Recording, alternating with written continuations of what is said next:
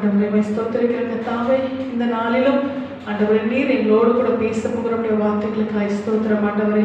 இந்த வார்த்தைகளுக்காக நாங்கள் காத்திருக்கிறோம். பரிசுத்த ஆவியானவர் தம்முடைய வார்த்தைகளை ஆண்டவரே நீங்க வெளிப்படுத்தும்படியாக அந்த கருத்தில் கொடுக்கிறேன். எங்கள் அருமை ரட்சகரும் மீட்பருமாய் இருக்கிற இயேசு கிறிஸ்துவின் நாமத்திலே ஜெபிக்கிறோம் எங்கள் ஜீவனுள்ள நல்ல பிதாவே, ஆமென். ஆமென். நாம் தேவனுடைய வார்த்தைகளுக்கு நேராக கடந்து போவோம். கர்த்தர் தம்முடைய வார்த்தைகளுக்கு நம்மோடு கூட பேசுவாராக. நாளும் கூட கர்த்தர் நம்மோடு கூட பேசுகிற வார்த்தைகள் அது நிச்சயமாய் நமக்கு மகிமையுள்ளதாக இருக்கும். கடந்த நாளிலும் கூட நாம் வேதத்தை வாசித்துக் கொண்டிருக்கும் பொழுது லூக்கா எழுதின சுவிசேஷத்தை நாம் வாசித்துக் கொண்டிருந்தேன். அப்பொழுது தேவ தூதர்கள் எப்படியா இடைப்பட்டார்கள், மனிதர்களோடு கூட இடைப்பட்டார்கள் என்பதை குறித்த அந்த வார்த்தையை நான் வாசித்தேன். இந்த சுவிசேஷத்தை நான் இடைப்பட்ட அந்த வார்த்தைகள் நமக்கு வரும்பொழுது அந்த லூக்கா எழுதின சுவிசேஷத்திலே அந்த வார்த்தைகள் நமக்கு வெளிப்படும். இதில் கர்த்தருடைய தூதன் எப்படியாய் ஒரு ரட்சிப்பை கொண்டு வரும்படியாய் தம்முடைய சீஷனை அனுப்பி கர்த்தர் கிரியை செய்தார் என்று சொல்லி நாம் இன்றைக்கு அந்த தூதர்களை ஆண்டவர் எப்படியாய் பிரயோஜனப்படுத்தினார், நமக்கு எப்படியாய் அவர்களை கர்த்தர் பயன்படுத்தி கொண்டிருக்கிறார் என்பதை குறித்தும் இந்த நாளிலே நாம் பார்க்க போகிறோம். அப்போஸ்தலர் 8ஆம் அதிகாரம் 26ஆம் வசனத்தை நாம் முதலாவது வாசிப்போம். அதற்கு பின்பாக அந்த வசனங்களின் தொடர்ச்சியை நாம் வாசிக்கலாம். அப்போஸ்தலர் 28ஆம் அதிகாரம் 26லிருந்து நாம் வாசிப்போம்.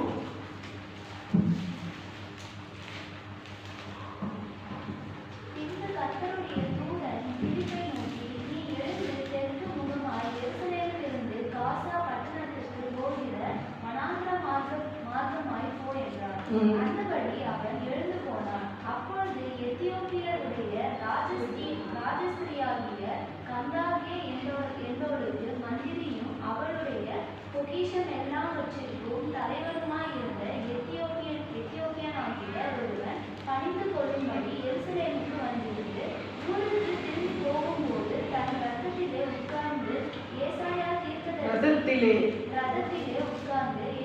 தீர்க்கதரிசியின் ஆவணத்தை வாசித்துக் கொண்டிருந்தார். பின்பு கர்த்தருடைய தூதன் பிலிப்பை நோக்கி, நீ எழுந்து தெற்கு முகமாய் எருசலேமிலிருந்து காசா பட்டணத்துக்கு போகிற வனாந்தர மார்க்கமாய் போய் என்றான். இந்த பிலிப்பு யார் என்று சொன்னால், ஆண்டவராகிய இயேசு கிறிஸ்துவோடு கூட இருந்த 12 சீஷர்களில் ஒருவர். இந்த பிலிப்புவினிடத்திலே கர்த்தருடைய தூதன் இடைப்படுகிறார். அவர் எதற்காக இடைப்படுகிறார் சொன்னால், எருசலேமிலிருந்து காசா பட்டணத்துக்கு போகிற அந்த வனாந்திர மார்க்கமாய் போகும்படியார். காரணம் நாம் இதில் வாசித்தோம். அந்தபடி அவன் எழுந்து போனான். அந்த வழியா யார் வந்து கொண்டிருக்கிறார் என்று சொன்னால், எத்தியோப்பியருடைய ராஜஸ்திரியாகிய கந்தாகே என்பவளுக்கு மந்திரியும் அவருடைய பொக்கிஷம் எல்லாவற்றுக்கும் தலைவனுமாயிருந்த எத்தியோப்பியன் ஆகிய ஒருவன் அவரை பணிந்து, அதாவது தேவனுடைய ஆலயத்துக்கு பணிந்து கொள்ளும்படியாய் அவன் வந்தான்.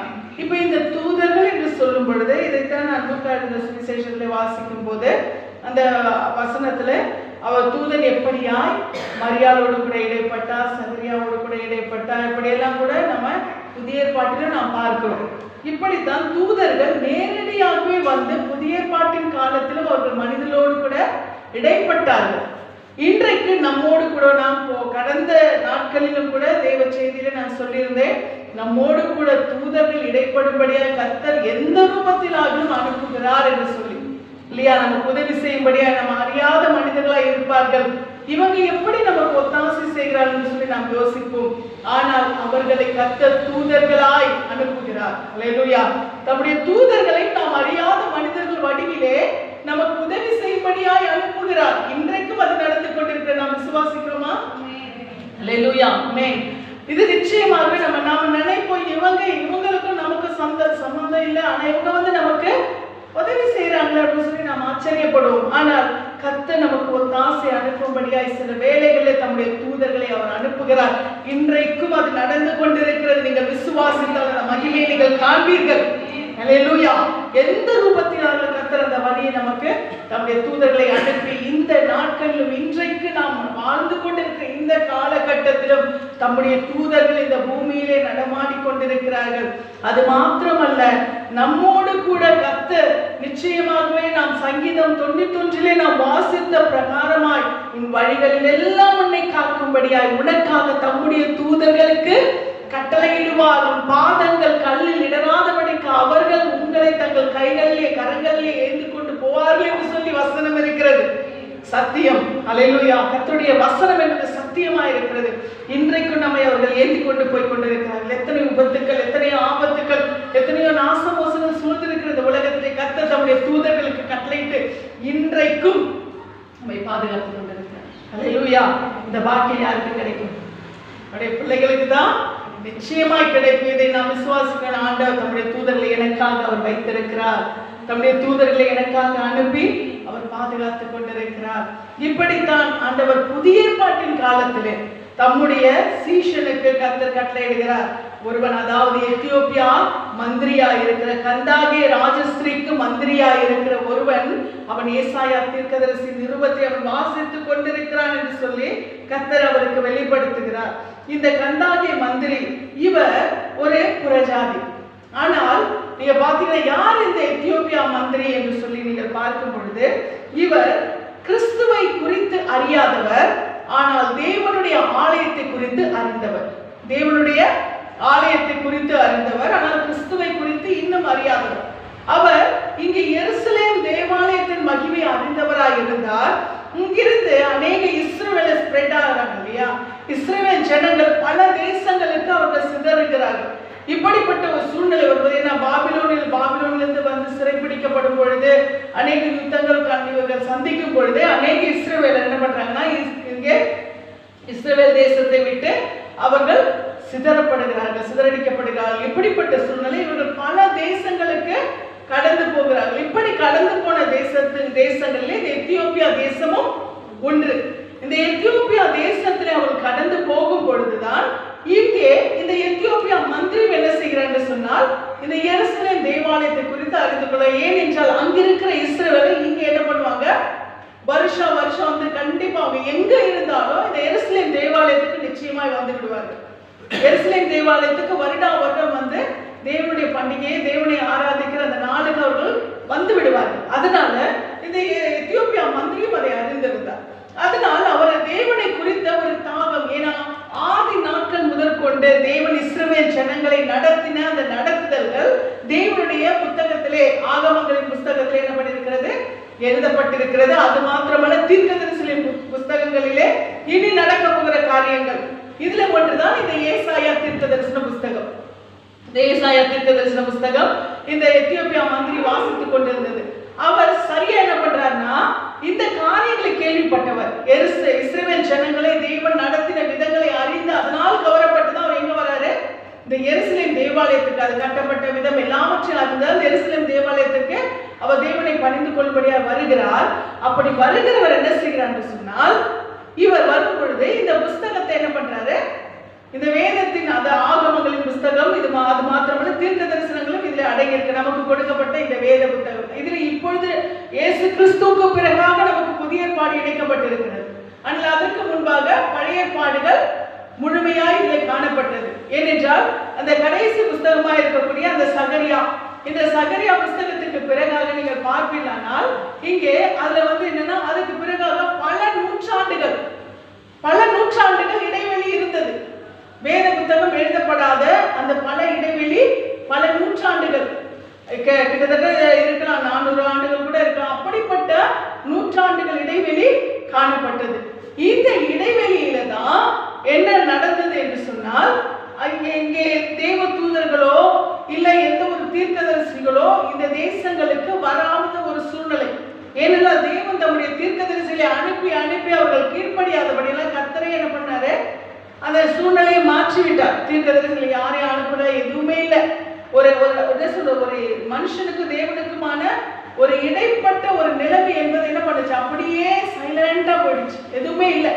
தேவனுக்கும் மனுஷனுக்கும் ஒரு பேச்சுவார்த்தை என்பதே இல்லாதபடிக்கு தீர்க்கதரிசிகள் அவர்களுக்கு காரியங்களை அறிவிக்க வேண்டிய தீர்க்கதரிசிகளை தேவையான எவ்வளவு பேர் அனுப்பினாலும் அந்த ஜனங்கள் மனம் திரும்பலையே அப்படின்னு சொல்லி கர்த்தர் விட்டுட்டார். அப்போ இதற்கு பின்பாக சகரியா தீர்க்கதரிசன புஸ்தகத்துக்கு பிறகு பல ஆண்டுகள், பல நூற்றுக்கணக்கான ஆண்டுகள் இந்த காரியங்கள், இந்த வேத புஸ்தகத்துக்கு அதற்கான புதிய ஒரு ஆகமமோ எதுவுமே இடம்பெறவில்லை.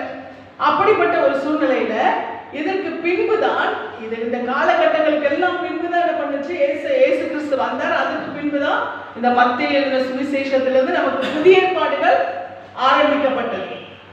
இப்போ இந்த கந்தாகிய மந்திரி என்ன செய்யறான்னு சொன்னால், அது வரைக்கும் உங்களுக்கு என்ன இருக்குது, இப்ப பழைய ஏற்பாட்டின் புஸ்தகம் தான் இருக்கு. இப்ப நமக்கு தான் என்ன செய்திருக்கு, புதிய ஏற்பாடு இணைக்கப்பட்டிருக்கிறது. அப்ப இந்த பழைய ஏற்பாடு இந்த புஸ்தகங்கள் மாத்திரமல்ல, இந்த தீர்க்க தரிசன புஸ்தகங்களும் அதுல இருந்ததுக்கு முன்பாக வந்த தீர்க்க தரிசிகள் அவங்க எதற்காக வந்தாங்க, யாரை குறித்து அறிவிக்க வந்தாங்க, இதெல்லாம் அதை போட்டிருக்கிறதுனால இவர் வரும்பொழுது வருகிற வழியிலே எத்தியோப்பியாவிலிருந்து இங்கே இஸ்ரவேல் தேசத்துக்கு எருசலேமுக்கு வரணும்னா ரொம்ப நாள் டிராவல் பண்ணும் இல்லையா.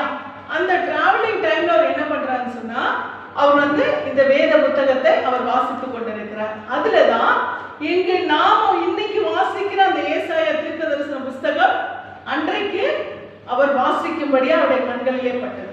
அப்பதான் அவர் அந்த பிரயாணத்திலே அவர் இந்த ஏசாயா தீர்க்க தரிசன புஸ்தகத்தை அவர் என்ன செய்கிறாரா, வாசித்து கொண்டு வருகிறார். இந்த 27ஆம் வசனத்தில் நாம் பார்க்கிறோம், அப்பொழுது எத்தியோப்பியருடைய ராஜஸ்திரி ஆகிய கந்தாகி என்பவருக்கு மந்திரியும் அவருடைய பொக்கிஷம் எல்லாவற்றுக்கும் தலைவனுமா இருந்த எத்தியோப்பியன் ஆகிய ஒருவன் பணிந்து கொள்ளும்படி எருசலேமுக்கு வந்திருந்து ஊருக்கு திரும்பி போகும்போது தன் ரதத்திலே உட்கார்ந்து ஏசாயா தீர்க்கதரிசன ஆகமத்தை வாசித்துக் கொண்டிருந்தான். வந்து என்ன பண்ணிட்டான், ஆண்டவரையும் அதாவது தேவாலயத்துக்கும் வந்துட்டான். தேவாலயத்துல தேவனை தொழுது கொண்டு அவன் இப்பொழுது என்ன பண்றான், திரும்பி போகும் பொழுது என்ன செய்து கொண்டிருக்கிறான், இந்த தீர்க்க தரிசன புஸ்தகத்தை அவன் வாசித்துக் கொண்டிருக்கிறான். வாசித்துக் கொண்டு போகும் பொழுது அவன் இதை வாசிக்கிறானே தவிர அதனுடைய அர்த்தம் அவனுக்கு புரியவில்லை. இதில் அவன் வாசித்த அந்த பர்டிகுலரான அந்த வசனம் என்று சொல்லி நாம் பார்க்கும் பொழுது, அவன் இதை பார்க்கும் பொழுது நீங்க வாசித்தீர்களானால் அந்த வசனம் நமக்கு ஏசாயாவிலே இருக்கிறது. ஏசாயா 53ஆம் அதிகாரத்தில் நீங்க வாசித்தீர்களானால் இந்த வசனம் அதிலே காணப்படுகிறது. நீங்கள் வாசியுங்கள், எடுத்து வாசியுங்கள். ஏசாயா அந்த 53ஆம் அதிகாரத்திலேயே அந்த முதல் வசனத்திலிருந்து நீங்க வாசிப்பீர்களானால் அதற்குரிய நமக்கு அறிமுகம் நமக்கு காணப்படுகிறது.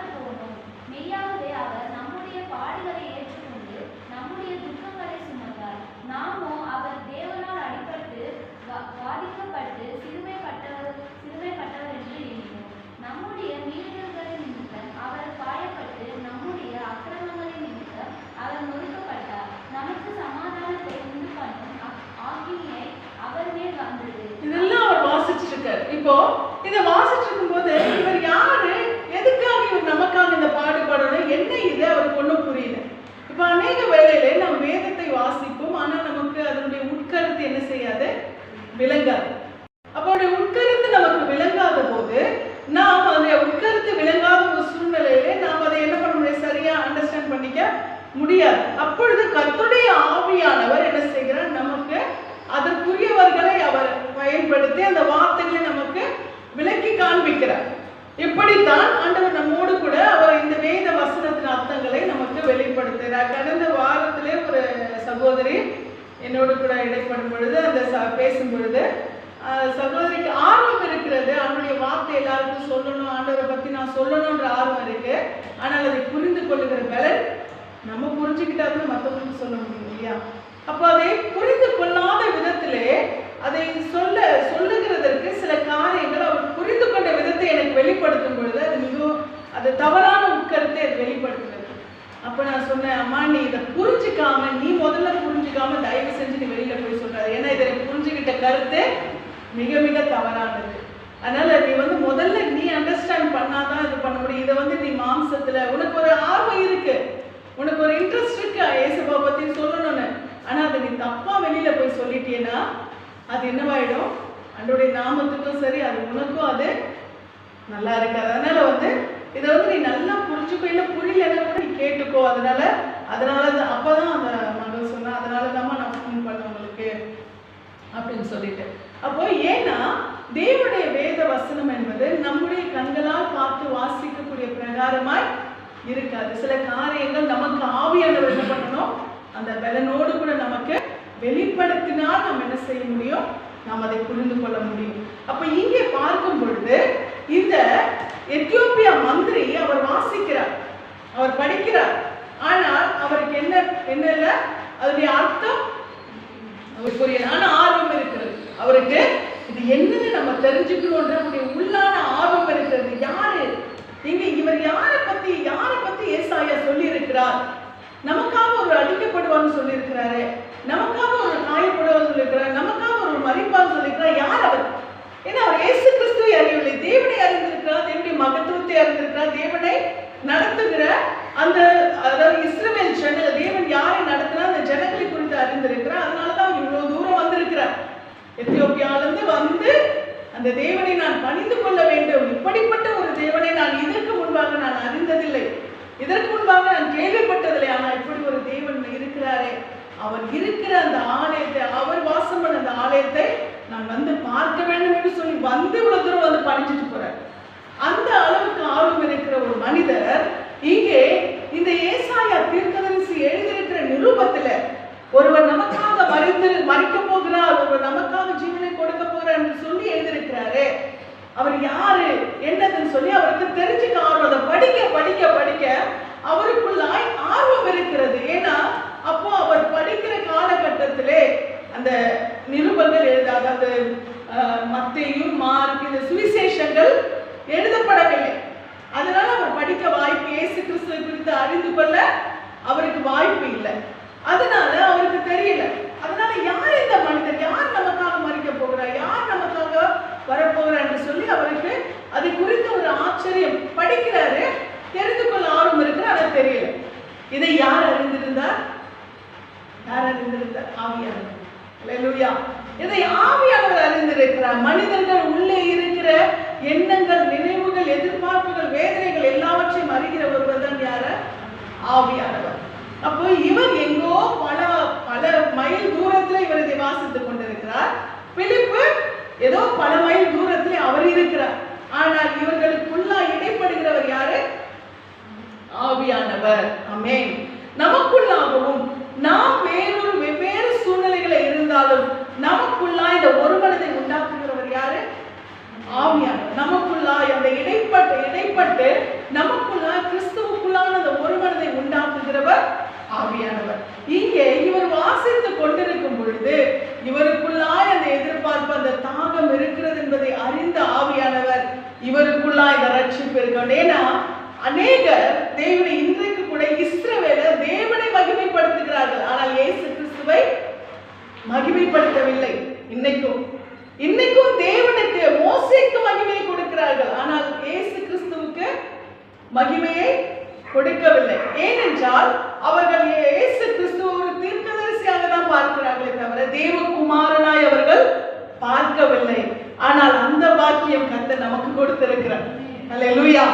ஆனால் அவர்களுக்கு நாள் ஒன்று வரும், அந்த நாளிலே அவர்கள் கண்கள் எப்பொழுது திறக்கப்படும் என்று சொன்னார். அந்த கிறிஸ்து அவனால வாதிக்கப்படும் பொழுதுதான் அவர்களுடைய கண்கள் திறக்கப்பட்டு அப்பொழுது அவர்களுக்குள்ளாய் ஒரு பெரிய ரட்சிப்பு உண்டாகும், அவர்களுக்கும் ஒரு எழுப்புதல் அன்றைக்கு உண்டாகும். இயேசு கிறிஸ்துவை குறித்த ஒரு ரட்சிப்பு அவர்களுக்கு உண்டாகும்.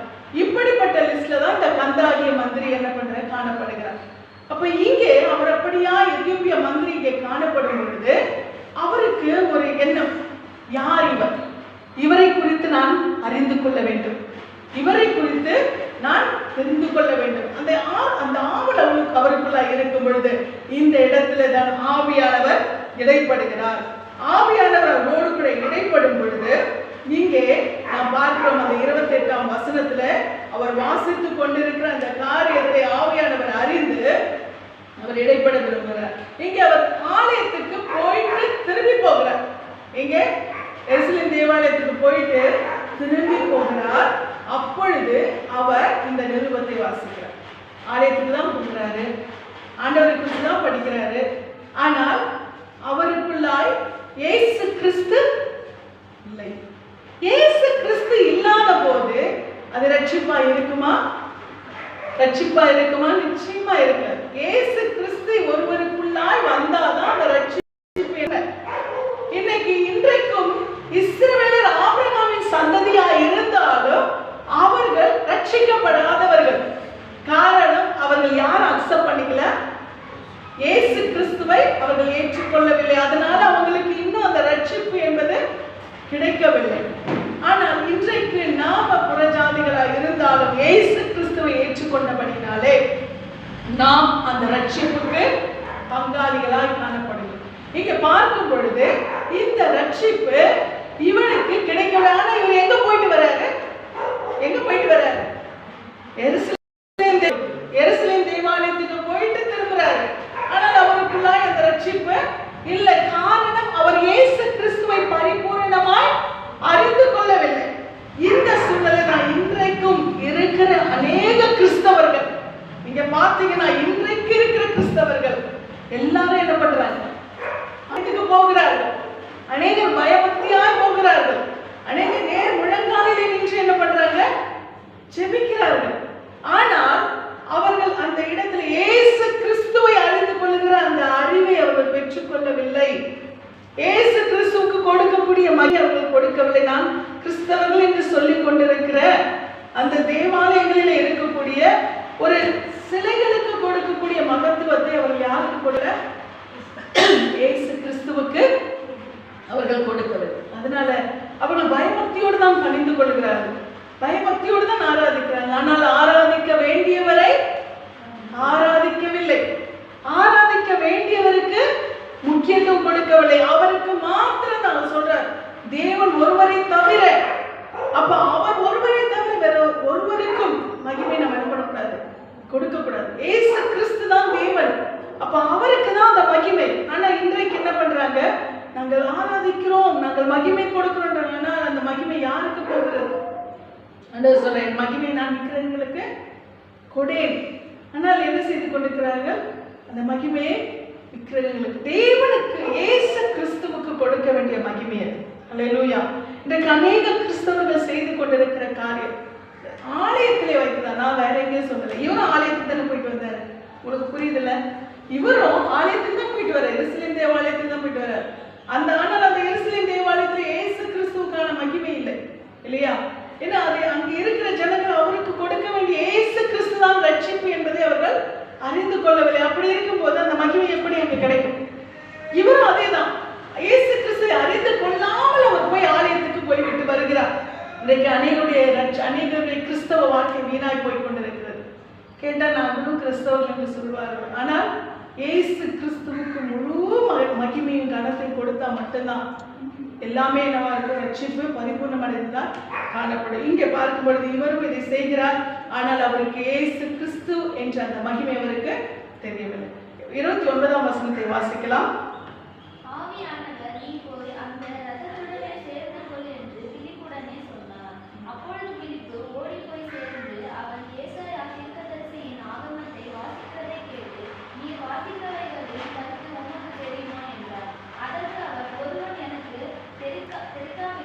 தெரிவிக்காவிட்டால்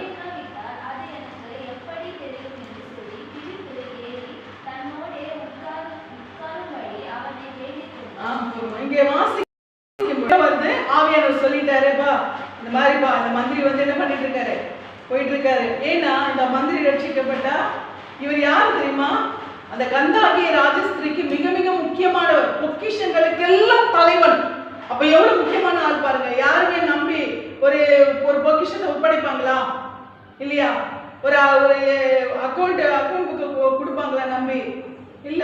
ரொம்ப நம்பிக்கையானவங்களா இருந்தாதான், இல்லையா? ஒரு லாக்கர் சாவி கொடுப்பாங்களா? கிடையாது. இவர் யாரு? அந்த கந்தாகிய ராஜஸ்திரிக்கு மிக மிக நம்பிக்கைக்குரியவர், பொக்கிஷங்களுக்கெல்லாம் தலைவனா வச்சிருக்காங்க. அப்ப எந்த அளவுக்கு அவர் நம்பிக்கைக்குரியவர் பாருங்க. அப்ப அவர் ரட்சிக்கப்பட்டால் அந்த தேசம் நிச்சயமா என்ன பண்ணும்? ரட்சிக்கப்படும். அவர் இயேசு கிறிஸ்துவை ஏற்றுக்கொண்டால் அந்த தேசம் நிச்சயமாய் இயேசு கிறிஸ்துவை ஏற்றுக்கொள்ளும். இப்போ ஆண்டவர் என்ன பண்றாரு? பார்க்கிறாரு, ஆவியானவர் இடைப்படுகிறார். ஆவியானவர் பண்ற, இவன் ரட்சிக்கப்பட்ட, இவனுக்குள்ள தாகம் இருக்கு, இவனுக்குள்ள ஏக்கம் இருக்கு, இவனுக்குள்ள அந்த வைராக்கியம் இருக்கு, யாரு தெரிஞ்சா நான் அவரை அறிந்து கொள்வேனே அப்படின்ற ஒரு உணர்வு இருக்கு. இதான் ஆவியானவர் பார்க்கிறேன். அதனாலதான் உடனே என்ன பண்றா தெரியுமா? பிலிப்பு இடத்துல சொன்ன, இந்த மாதிரி நடந்துட்டு இருக்கு, இந்த கந்தாகிய மந்திரி வந்து இவர் என்ன பண்றாரு, இதை வாசிச்சுட்டு இருக்காரு, நீ போய் என்ன பண்ணு, அவருக்கு அது விலக்கி காண்பி என்று சொல்லும் பொழுது இவர் இந்த வார்த்தை குறித்து அவருக்கு விலக்கி காண்பிக்கும்படியாய் அவர் அந்த ரதத்துடனே நீ போய் அந்த ரதத்துடனே சேர்ந்து கொள் என்று பிலிப்புடனே சொன்னார். இங்க பிலிப்புடனே சொன்ன பிறகு பல பல நூற்றுக்கணக்கான மைல் தூரத்துல இருக்கிற பிலிப்பு இப்ப என்ன பண்றாரு தெரியுமா? எங்க டக்குன்னு எங்க போயிட்டாரு?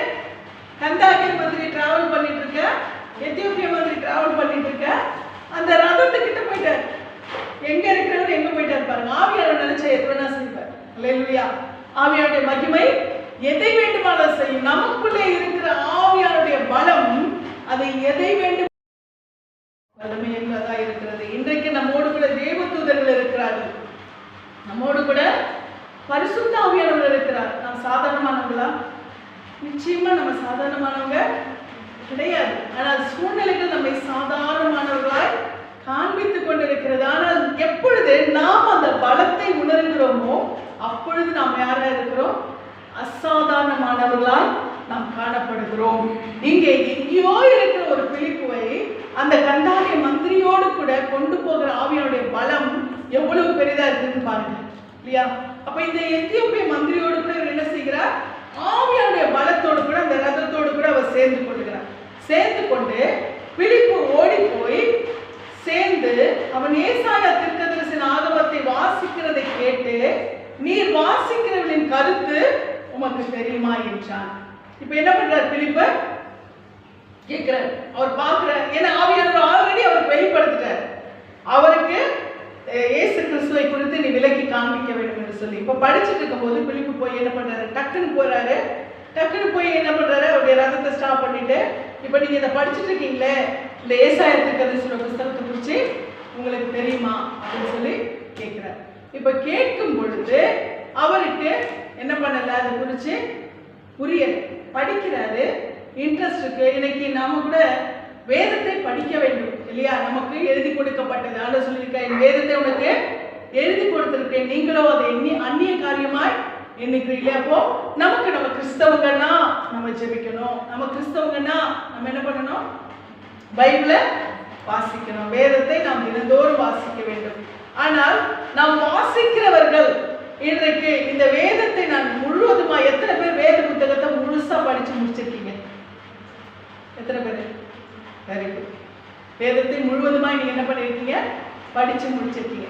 ஆனால் இந்த வேதத்திலே முழுவதுமாய் படித்த அத்தனை காரியங்களும் நமக்கு விளங்கி இருக்கிறதா? இல்லை, இல்லையா?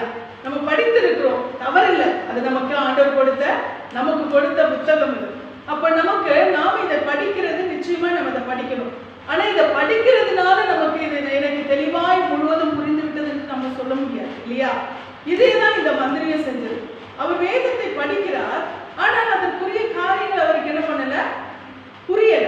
அப்போ சொன்ன, எனக்கு வேதத்தை படிக்கணும், தேவனுடைய புத்தகம் இது, இதை நான் படித்தாக வேண்டும், இதை நம்ம படிக்கணும், அது நம்ம மேல விழுந்த கடமை, நம்ம படிச்சுதான் ஆகணும். ஆனா நம்ம படிக்கிற முழு வார்த்தைகளும் முழு வேதமும் நமக்கு விளங்குவது கிடையாது. அதுக்கு நம்ம தேவனுடைய சமூகம் நமக்கு இருக்குது, தேவனுடைய வீடு நமக்கு அதை விலக்கி காண்பிக்கிறது. ஆவியானுடைய, இதற்கும் ஆவியானுடைய பலம் தான், இல்லையா? அன்றைக்கு பிலிப்பை கொண்டு போனதும் ஆவியானுடைய பலம் தான், அதை விலக்கி காண்பித்ததும் ஆவியானுடைய பலம் தான். நீங்க பார்க்கும் பொழுது அப்பா அவர் சொல்றாரு, நீங்க படிக்கிறீங்களே, இது உங்களுக்கு புரியுதா அப்படின்னு சொல்லி கேட்கும்போது அந்த மந்திரி சொல்றாரு, எப்படிப்பா எனக்கு புரியும்? யாருன்னா எனக்கு காட்டினா தானே, என்ன எனக்கு விலக்கி காண்பிச்சாதானே எனக்கு புரியும். நான் படிக்கிறேன், அவ்வளவுதான். எனக்கு வேதத்தை படிக்கணும், இதன் மீது எனக்கு ஆர்வம் உண்டு, நாட்டம் உண்டு, நான் இதை படித்துக் கொண்டு இருக்கிறேன். ஆனால் எனக்கு இதுக்குள்ள இருக்க அர்த்தம் எனக்கு புரியல அப்படின்னு சொல்லி யாராவது எனக்கு விலக்கி காண்பித்தா தானே நான் இதை அறிந்து கொள்ள முடியும். இன்றைக்கு சபைக்கு வருகிற நாம் எதற்காக நாம் வர வேண்டும்? வேத வசனங்களை நான் அறிந்து கொள்ள வேண்டும், வேதத்தின் அர்த்தங்களை நான் அறிந்து கொள்ள வேண்டும், வேதத்தின் ஆழங்களை நான் அறிந்து கொள்ள வேண்டும். இதை எனக்கு விலக்கி காண்பிக்கிற ஒரு சபை எனக்கு வேண்டும். இந்த நோக்கத்தோடு நாம் வருவோமானால் நிச்சயமா எந்த சூழ்நிலையும் நம்ம அந்த சபையோடு கூட ஐக்கியப்பட்டிருக்கும். ஏன்னா நம்ம நோக்கம் என்ன? நம்ம நோக்கம் என்ன? சத்தியத்தை அறிந்து கொள்ளணும். வேத வசனங்களை அறிந்து கொள்ள வேண்டும். சத்தியத்தின் ஆழத்தை அறிந்து கொள்ளணும். இதுதான் நம்ம நோக்கமே தவிர நம்முடைய நோக்கம் எனக்கு முதலிடம் கொடுக்கணும், இல்லை என்னை அவங்க அப்படி இவங்க இப்படி, இதுக்காக நமக்கு சபை கிடையாது. சபை என்பது என்னது? நாம் தேவனை ஆராதிக்கிற இடம், நாம் தேவனுடைய வார்த்தைகளை அறிந்து கொள்கிற இடம். இது மட்டும்தான் நம்முடைய கண்களுக்கு முன்பாக இருக்கும். இந்த நோக்கம் இருக்குமானால் நாம் அந்த சபை மீது ஒரு வைராக்கியம் வைத்திருப்போம், அந்த சபை மீது ஒரு தாகம் வைத்திருப்போம், நாம் அந்த சபையில வேறுன்றப்பட்டிருப்போம். இன்னைக்கு சபையில இங்கே அங்கேயும் இங்கேயும் சிதறிகிற நிலைமை என்ன பண்ணாது? வராது. எந்த சூழலுமே அந்த சபையில உறுதிப்பட்டு இல்லையா? இன்னைக்கு அந்த வசனத்தின் மீது நாட்டமோ தாகமோ இல்லாதபடினாலதான் அவர்கள் சிதறடிக்கப்பட்டு கொண்டிருக்கிறார். ஏன்னா அவங்களுக்கு வசனத்தின் மீது இருக்கிற தாகம் இல்லை. வசனத்தை அறிந்து கொள்ள வேண்டும். நான் எதற்காக சபைக்கு? சபை என்பது எதற்காக? சபை என்பது எதற்காக நமக்கு ஏற்படுத்தப்பட்டிருக்கிறது? நோக்கமே இன்னைக்கு மாற்றப்பட்டு விட்டது. சபை என்பது ஒரு களிப்புள்ள இடமோ, ஒரு களி கூறுகிற இடமோ, நம்ம சந்தோஷப்படுத்தி அனுப்புகிற இடமோ, நமக்கு நம்ம யார் பெரியவன் என்பதை நமக்கு காண்பிக்கிற இடமாய்தான் சபையை பார்த்துட்டு இருக்காங்க. அப்படி பார்க்கறதுனாலதான் இன்னைக்கு சபையிலே வேரூன்றப்படவில்லை. அதனாலதான் அவர்கள் அலைந்து திரிகிறார்கள். அநேகர் சபையிலே நாட்டப்படாமல் அலைந்து திரிந்து கொண்டிருக்கிறார்கள். ஆனால் நமக்கு சபை என்பது எதற்காக இருக்கிறது? கர்த்தரை ஆராதிக்கிறது, தேவனை ஆராதிக்கிறது. அது மாத்திரமல்ல, தேவ வசனங்களை அறிந்து கொள்வதற்காக, சத்தியத்தை அறிந்து கொள்வதற்காக. இந்த நோக்கத்தோடு சபைக்கு வருவோமானால் நாம் சபையிலே நாட்டப்பட்டவர்களாக இருப்போம். அல்லேலூயா. நீங்க பார்க்கும் பொழுது வேத வசனம் என்பது அதற்குரிய இடமாகத்தான் இந்த சபை இருக்கிறது. சத்தியத்தை விலக்கி காண்பிக்கிற இடம். இதுல எந்த ஒரு காரியமும் வேற எந்த ஒரு காரியத்துக்கும் முக்கியத்துவம் கொடுப்பார்களா? நிச்சயமாய் அவர்களால் சபையில நிலைத்திருக்க முடியாது. அல்லேலூயா. இதற்காக நான் கர்த்தருக்கு நன்றி செலுத்துறேன். ஏன்னா ஆண்டவர் அடையாளம் காட்டுறாரு நமக்கு. அப்ப யார் நிலைச்சு, யார் சத்தியத்துல நிற்கிறாங்க, யாரு சுயத்துல நிற்கிறவங்கன்ற அந்த அடையாளம் நமக்கு வெளிப்படும். அதனால இங்கே பார்க்கும் பொழுது இந்த வேத வசனத்தை அவர் வாசிக்கும் பொழுது அவருக்கு என்ன செய்கிறது? அதனுடைய தாகம் இருக்கிறது. எனக்கு யாராவது விளக்கி காண்பிக்கணும். இந்த அர்த்தத்துலதான் அவர் வாசித்துக் கொண்டிருக்கும் பொழுது அங்கே பிலிப்பு வந்து இதனுடைய விளக்கத்தை அவருக்கு காண்பிக்கிறார். இதனுடைய விளக்கத்தை அவர் வாசிக்கும் பொழுது அவர் எந்த வேத வாக்கியத்தை வாசித்தார் என்று சொல்லி நீங்க பாத்தீங்கன்னா, அப்போஸ்தலர் இங்க நம்ம பார்த்தோம் ஏசாயால, இதைத்தான் நாம் வாசிக்கிறோம். இங்கே அப்போஸ்தலர் 32:33 8ல 32:33 நாம் வாசிக்கிறோம். அவர் வாசித்த தேவ வாக்கியம் என்னவென்றால், அவர் ஒரு ஆட்டை போல அடிக்கப்படுவதற்கு கொண்டு போகப்பட்டார். மயிர் கத்தரிக்கிறவனுக்கு முன்பாக சத்தமிடாதிருக்கிற ஆட்டுக்குட்டியை போல அவர் தமது வாயை திறவாதிருந்தார். அவர் தம்மை தாழ்த்தின போது அவருடைய நியாயம் எடுத்து போடப்பட்டது. அவருடைய ஜீவன் பூமியிலிருந்து எடுபட்டு போயிற்று. அவருடைய வம்சத்தை யாராலே சொல்லி முடியும் என்பதே. இதுதான் ஏசாயாவை வாசிச்சுட்டு இருந்தார். அவர் வாசிச்சுட்டு இருக்கும்போது இந்த பாகத்தை அவர் வாசித்துக் கொண்டிருக்கும் பொழுது அங்க பிலிப்பு போறார். இங்க போகும் பொழுது அவர் இந்த வேத வசனம் தான் ஏசாயாவிலே அவர் அன்றைக்கு வாசித்தது. இங்க அப்போஸ்தலர்ல போட்டிருக்கு. ஆனால் அவர் வாசித்த வேத பகுதி ஏசாயாவில 53ஆம் அதிகாரத்துல 7ஆம் வசனமும் 8ஆம் வசனமும். இங்க நாம் வாசித்தோம் இல்லையா? இதே வசனம் தான் அவர் அன்றைக்கு தீர்க்கதரிசியினாலே, ஏசாயா தீர்க்கதரிசியினாலே எழுதப்பட்ட வசனமாய் அவர் அங்க என்ன பண்றாரு? ஏசாயா 53:7-8 இந்த வசனத்தை வாசிக்கிறார். அப்ப இந்த வேத வசனத்தை அவர் வாசிக்கும் பொழுது அவர் ஒரு ஆட்டை போல அடிக்கப்பட்டு கொண்டு போகப்பட்டார். மயிர் கத்தரிக்கிறவனுக்கு முன்பாக சத்தமிடாதிருக்கிற ஆட்டுக்குட்டியை போல அவர் தமது வாயை திறவாதிருந்தார். அவர் தம்மை தாழ்த்தின போது அவருடைய நியாயம் எடுத்து போடப்பட்டது. அவருடைய ஜீவன் பூமியிலிருந்து எடுபட்டு போயிற்று என்று சொல்லி இந்த வார்த்தைகள் எல்லாம் அவர் வாசித்துக் கொண்டிருக்கிறார். அவருடைய வம்சத்தை யாராலே சொல்லி முடியும்? ஏன்னா அவருடைய வம்சம் யாரு? நம்ம எல்லாம் தான். திரள் கூட்டமா இருக்கிற இந்த ஜனங்கள் தான் இயேசு கிறிஸ்துடைய வம்சம். இப்ப இதெல்லாம் வாசிக்கும் பொழுதுதான் அவர் யாரு, அவருன்றாங்க யாரு, இதுதான் அவருக்கு ஒரு பெரிய சர்ப்ரைஸா இருந்தது. இதைத்தான் அவர் என்ன செய்கிறார்? விளக்கி காண்பிக்கிறார். இங்கே அந்த பிலிப்பு அதை விளக்கி காண்பிக்கிறார். லூக்கா 24ஆம் அதிகாரத்துல 26-27 கிறிஸ்து இவ்விதமாய் பாடுபடவும் அந்த வசனம் இருக்கிறது. இயேசு கிறிஸ்து எவ்விதமாய் பாடுபட வேண்டும் என்ற அந்த காரியம் அதில் இடம் பெற்றிருக்கிறது. இதை என்ன செய்து கொண்டிருக்கிறார்? அவர் ஏற்கனவே இங்கே இந்த புத்தகத்துல அது இடம் பெற்றிருக்கிறது. எதுல? மத்தேயு மார்க்கு லூக்கால கிறிஸ்து பாடுபடும் விதமாய் பாடுபடும் என்று சொல்லி இந்த வசனங்களை இயேசு கிறிஸ்து தம்மை குறித்து அவர் என்ன பண்றார், நான் விதமாய் பாடுபட போகிறேன் என்பதை அவர் சொல்லி இருக்கிறார். ஆனா அது இன்னும் அவர் வாசிக்கும் பொழுது இந்த மத்தேயு மார்க்கு லூக்கால என்ன பண்ணல, அப்பொழுது எழுதப்படவில்லை. ஆனால் இயேசு கிறிஸ்து வந்து என்ன பண்ணிட்டாரு, தான் விதமாய் பாடுபட போகிறேன் என்பதையும் அவர் பாடுபட்டு முடிச்சு விட்டார். ஏன்னா அப்போஸ்தலர்கள் என்னது, இயேசு கிறிஸ்து வந்து கடந்து போன காலம் இல்லையா, இயேசு கிறிஸ்து வந்து கடந்து போயிட்டார். ஆனா இன்னும் அவருக்கு தெரியல. யாருக்கு தெரியல? பிலிப்புக்கு இன்னும் தெரியல. சாரி, கந்தாகி மந்திரிக்கு இன்னும் அந்த காரியம் தெரியவில்லை. இன்னும் இயேசு கிறிஸ்து வந்துட்டாரு, அவர் பாடுபட்டுட்டாரு, போயிட்டாருன்றது அவருக்கு இன்னும் கூட தெரியல. அந்த மாதிரியான ஒரு சூழ்நிலையில தான் இங்கே பிலிப்பு என்ன பண்றாரு, அதை குறித்து விளக்குகிறவராய் அவர் காணப்பட்டார். அப்போஸ்தலர் 8:34-35 தொடர்ந்து வாசிமா. மந்திரி பிலிப்பை நோக்கி, தீர்க்கதரிசி யாரை குறித்து இதை சொல்லுகிறார்? தம்மை குறித்தோ வேறொருவரை குறித்தோ எனக்கு சொல்ல வேண்டும் என்று கேட்டுக்கொண்டார். அப்பொழுது பிலிப்பு பேசத் தொடங்கி இந்த வேத வாக்கியத்தை முன்னிட்டு இயேசுவை குறித்து அவனுக்கு பிரசங்கித்தான். இவ்விதமாய் அவர்கள் வழிநடந்து போகையில் தண்ணீர் உள்ள ஓரிடத்திற்கு வந்தார்கள். அப்பொழுது மந்திரி, இதோ தண்ணீர் இருக்கிறதே, நான் ஞானஸ்நானம் பெறுகிறதற்கு தடை என்ன என்றார். அதற்கு பின்பு, நீர் முழு இருதயத்தோடும் விசுவாசத்தால் தடையில்லை என்றான். அப்பொழுது அவர், இயேசு கிறிஸ்துவை தேவனுடைய குமாரன் என்று விசுவாசிக்கிறேன் என்று சொல்லி ரதத்தை நிறுத்து சொன்னான். அப்பொழுது பிலிப்பும் மந்திரியும் ஆகிய இருவரும் தண்ணீரில் இறங்கினார்கள். பிலிப்பு அவனுக்கு ஞானஸ்நானம் கொடுத்தார். நல்லா கவனிக்கணும். இங்க இவங்க என்ன பண்றாங்க, பேசிட்டே போறாங்க. இயேசு கிறிஸ்துவை குறித்து பிலிப்பு என்ன பண்றாரு, விளக்கி காண்பிக்கிறார். இவர் இயேசு கிறிஸ்துவை குறித்து சொல்ல சொல்ல சொல்ல இப்பதான் அவருக்குள்ள என்ன பண்ணுது, உண்மையான ரட்சிப்பு வருகிறது. இயேசு கிறிஸ்துவை அறிந்து கொள்ளாமல் ரட்சிப்பு என்பதை ஒருவரால் பெற்றுக்கொள்ள முடியாது. இயேசு கிறிஸ்துவை அறிந்து கொண்டால் மாத்திரம், அவரை ஏற்றுக்கொண்டால் மாத்திரம் ஒரு மனிதனுக்கு, ஒரு மனுஷிக்கு பரிபூர்ணமான ரட்சிப்பு வரும். இவர் இயேசு கிறிஸ்துவை குறித்து கேட்க கேட்க கேட்க இவருக்கு அதை குறித்ததான, அவரை குறித்ததான ஒரு தாகம் அவருக்கு வந்தது. இதை குறித்து அவர் அறிந்து கொள்ள அவருக்கு என்ன பண்ணுச்சு, அந்த ரட்சிப்பு அவருக்குள்ளாய் பரிபூர்ணமாய் வந்தது. இங்கே அப்பொழுது பிலிப்பு பேச தொடங்கி இந்த வேத வாக்கியத்தை முன்னிட்டு இயேசுவை குறித்து அவருக்கு பிரசங்கித்தான். இவ்விதமாய் அவர்கள் வழி நடந்து போகையில் தண்ணீர் உள்ள ஒரு இடத்திற்கு வந்தார்கள். அந்த ஸ்பாட்லயே இயேசு கிறிஸ்துவை அறிந்து கொண்ட உடனேயே இவருக்குள்ளாய் ஒரு மனம் திரும்புதல் வெளிப்பட்டு விட்டது.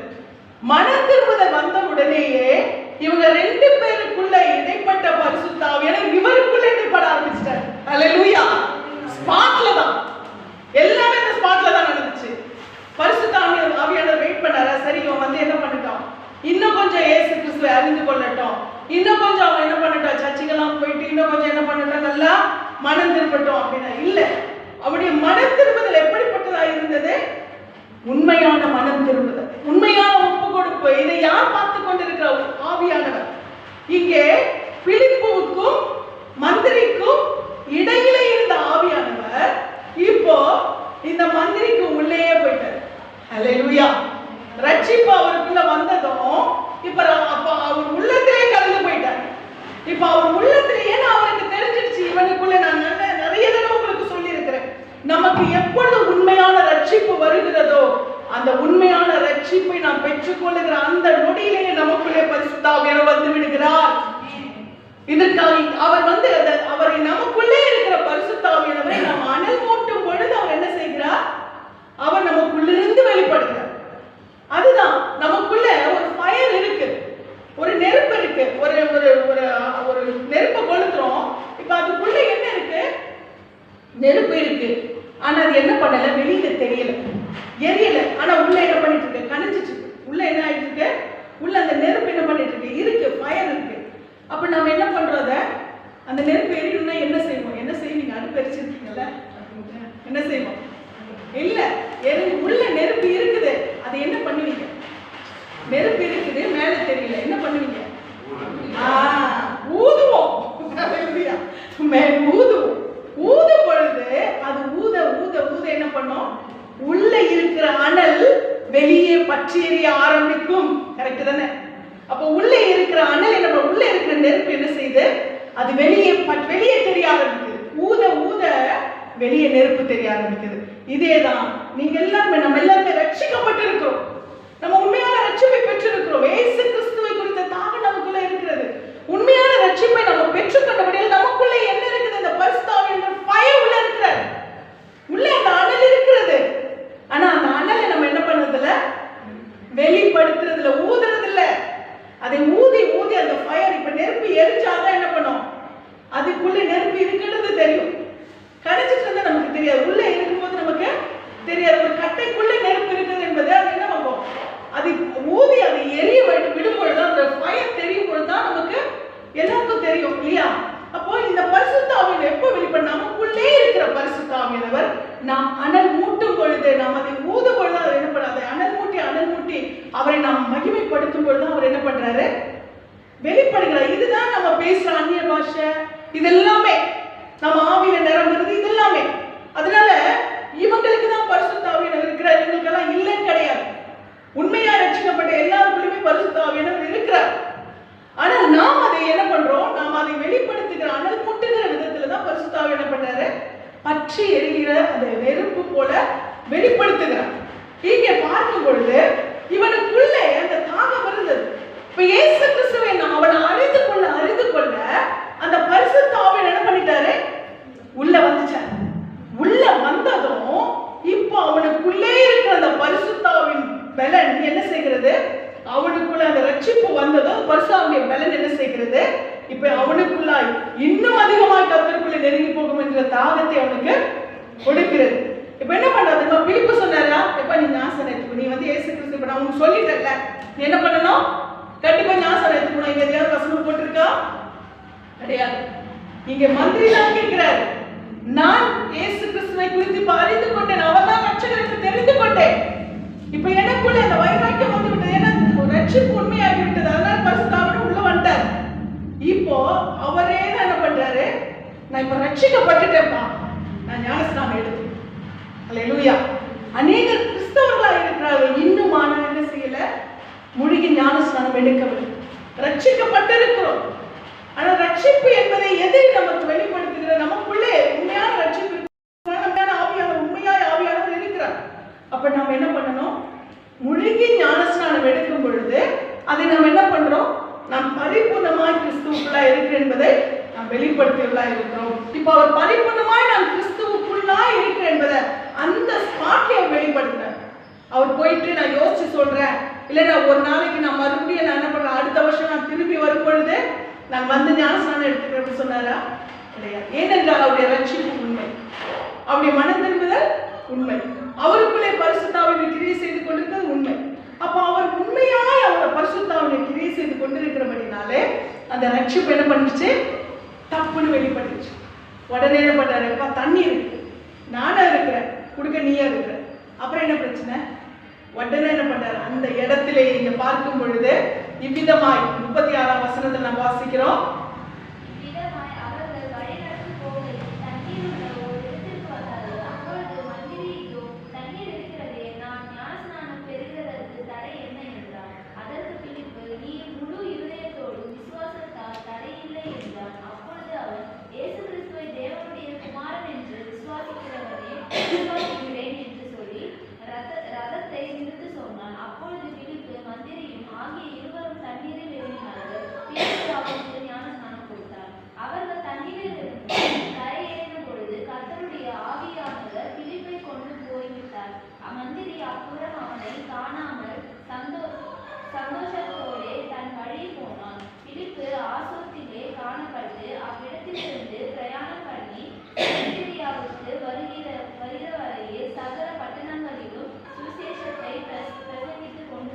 இப்ப என்னாச்சு?